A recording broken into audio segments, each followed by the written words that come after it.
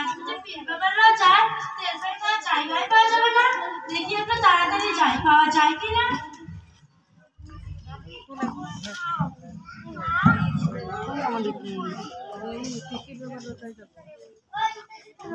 আসসালামু আলাইকুম, কি ব্যাপার, তুমি কেমন আছো? ওয়ালাইকুম সালাম। বাবার ব্যাপার কোনরকম না করে বেঁচে আছি, তুমি কেমন আছো? আলহামদুলিল্লাহ, আল্লাহর রহমতে আমি খুব ভালো আছি।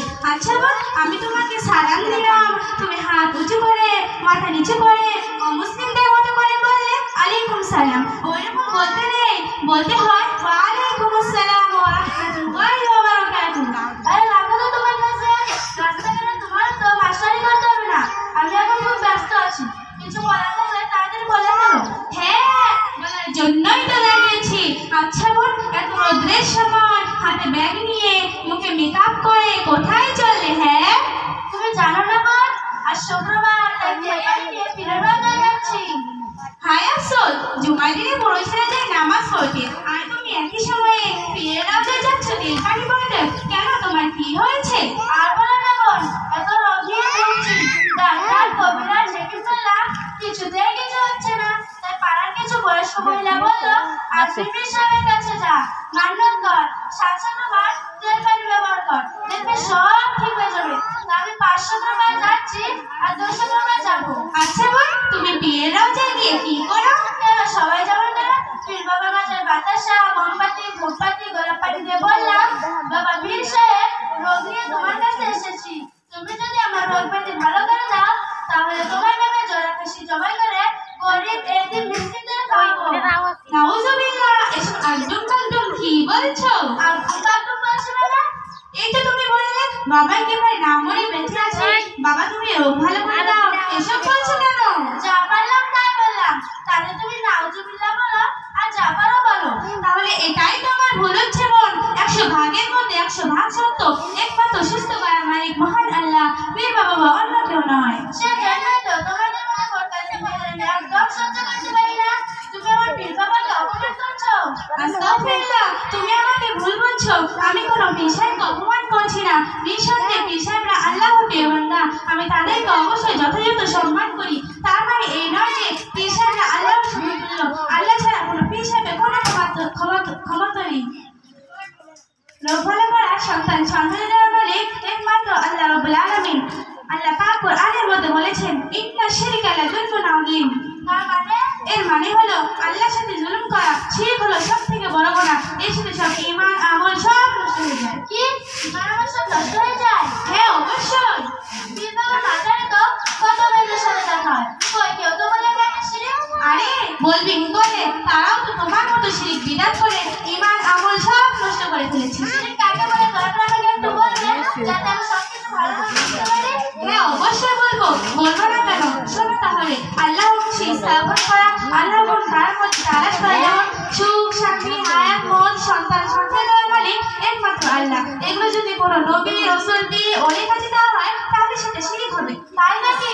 হ্যাঁ অবশ্যই। নবী করিম সাল্লাল্লাহু আলাইহি ওয়াসাল্লাম হাদিসের মধ্যে আরো বলেন আল্লাহ পাক ব্যতীত অন্য কারো নামে জীব জন্তু জবাই করা হারাম, কোনো দেব দেবী নবী রাসূল পীর ওলির নামে মাংস খাওয়া হারাম।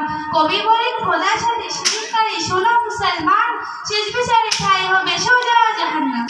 তাহলে তো আমি জীবন অনেক গুনাহ করে ফেলেছি। হ্যাঁ আমি সেটাই তোমাকে বুঝাচ্ছি, তুমি শিরকে বিদআতে ডুবে আছো বোন। আমি কোনোদিন পীরের রওজা শিরক করতে যাব না। আর যদি জানতাম না শিরক, তাহলে কোনোদিন পীরের রওজা শিরক করতে যেতাম না। আর আজ থেকে বড় চিন্তা করলাম রোগ নিয়ে মরে যাবো তা ভালো, শিরক করে বেকার হয়ে বসতে চাই না। আরে তেল পানি গোলাপ জল। আচ্ছা বোন, তুমি এত সুন্দর কথা কোথা থেকে শিখেছো? আমি বাংলা শিক্ষার পাশাপাশি মাদ্রাসাতুল বানাত বাগে মারিয়াম কালমাটি থেকে শিখেছি। সেখানে আমাদের হুজুর সমস্ত ইসলামিক বিধিবিধান সম্পূর্ণরূপে শিক্ষা দেয়। শুধু তাই নয়, পিতা মাতার সাথে কিরকম করে আচরণ করতে হয়, পিতা মাতার উপর সন্তানের কতটা কর্তব্য সব শিক্ষা দেয়। কি সন্তানদের কোনো কর্তব্য আছে নাকি? হ্যাঁ অবশ্যই আছে।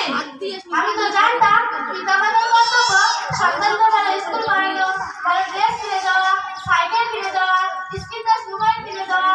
না বোন, পিতা মাতার তো অবশ্যই কর্তব্য আছে। সন্তানকে ভালো মানুষ হিসেবে বলতে গেলে বাংলা শিক্ষার পাশাপাশি দিন শিক্ষার প্রয়োজন। আর পিতামাতার উপর সরকারের কর্তব্য তাদেরকে মন থেকে ভালোবাসা, তাদের সাথে নম্র স্বরে কথা বলা, এক কথায় তাদের সাথে কিঞ্চিত পরিমাণ কষ্ট দেওয়া যাবে না। ও তাহলে তো আর সকালবেলায় অনেক গুণাগুণা করে ফেলেছি, আর সকালবেলায় পিতামাতার সাথে ঝামেলা করেছি স্ক্রিন টাচ মোবাইল না কিনে দেওয়ার জন্য। বোন তুমি এটাও জানো না আমাদের নবী করিম সাল্লাল্লাহু আলাইহি ওয়াসাল্লাম হাদিসের মধ্যে বলেন আল জান্নাতু তাহতা আকদামিহাল উম্মাহাত, তার মানে এর মানে হলো জান্নাত হলো মায়ের পায়ের নিচে।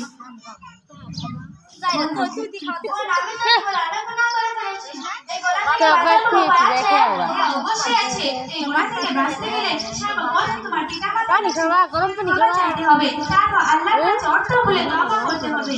কিন্তু আমি তো তওবা করতে পারি না, তুমি আমাকে একটু পড়িয়ে দিবে? অবশ্যই পড়িয়ে দেব, তুমি আমার সাথে অর্থ বলে করো। আচ্ছা ঠিক আছে।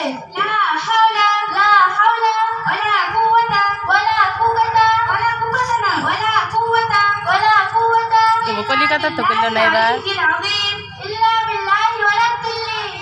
আপনারা দেখছেন এ কিচ্ছু পায় না। আর দেখো সবাই হাঁটছে, ওটা দিল্লি হবে না, ওটা হবে ইল্লা বিল্লাহিল আলিয়্যিল আযীম। ইল্লা বিল্লাহিল আলিয়্যিল আযীম।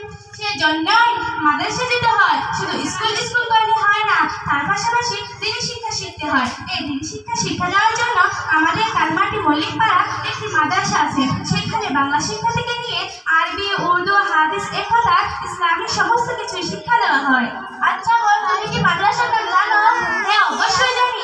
মাদ্রাসার নাম হলো মাদ্রাসায়ে বানাত বাগে মারিয়াম কালমাটি। তাহলে আমি রমজান মাসের পর ওই মাদ্রাসায় যাবো ইনশাআল্লাহ। আর তোমার মতো শিক্ষা শিক্ষিত হবো, তাহলে তোমার মতো সবকিছু জানতে পারবো। আমরা সবাই দোয়া করব। আসসালামু আলাইকুম ওয়া রাহমাতুল্লাহি ওয়া বারাকাতুহু।